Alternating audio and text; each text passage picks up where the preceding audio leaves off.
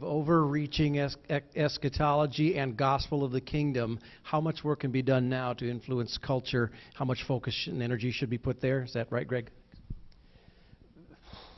The question is really important, but it's nestled into two or three others. First, let me say that regardless of whether or not the critics are right in seeing an overrealized eschatology behind 1 Timothy, I would say that most Christians in the Western world have an underrealized eschatology. That's another whole discussion, but you can have mistakes both ways on that one. Moreover, in both cases, both with overrealized and underrealized eschatology, you can have an inadequate anticipation of the glory still to come. If you work through all the passages of the kingdom and waiting for the kingdom and longing for the kingdom and all of that, and even some of the gospel of the kingdom ones, a very high percentage of them have in mind the consummated kingdom. And this is not a generation, by and large, that is really homesick for heaven. Now, I've been in parts of the world where people are homesick for heaven. You know, I know pastors in Soweto who take an average of 7 funerals a weekend from AIDS. Some of them are homesick for heaven.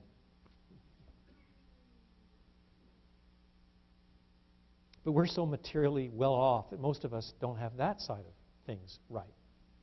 So there's a part of me that wants to get that side of things right before I start arguing about exactly what is meant by the gospel of the kingdom. Now, that's not a rebuke. It's just when I hear the discussions all around me, that's far more central in the New Testament.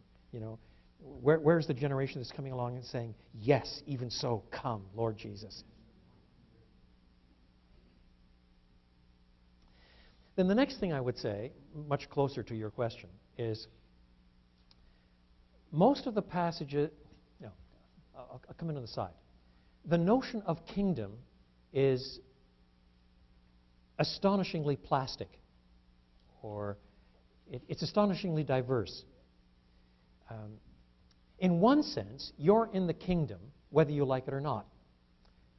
The Psalms say that God's kingdom rules over all. It's equivalent to His sovereignty. You're in that kingdom, whether you like it or not.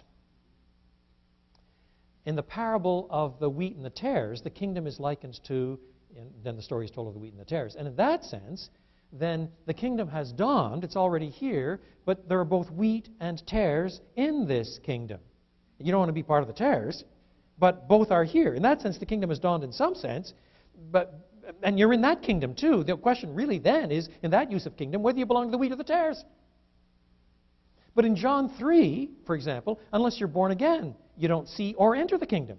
In that sense, you're not in the kingdom unless you're born again.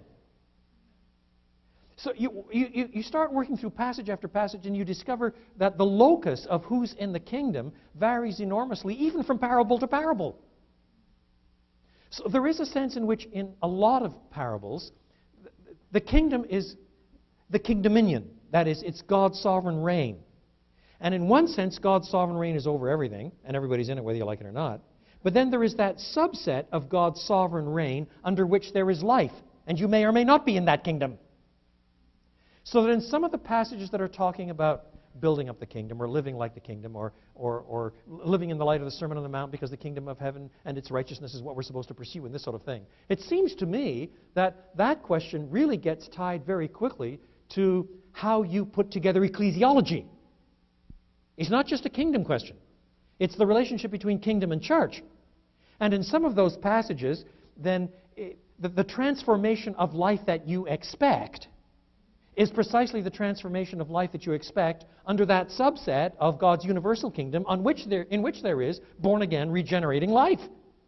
That is, in the confessional church.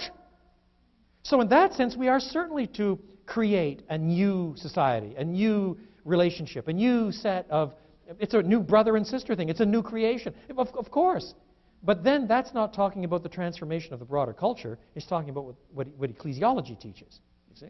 So one of the doctrines that is, in my view, pretty vastly underappreciated is ecclesiology, to see how that gets tied to the notion of the kingdom.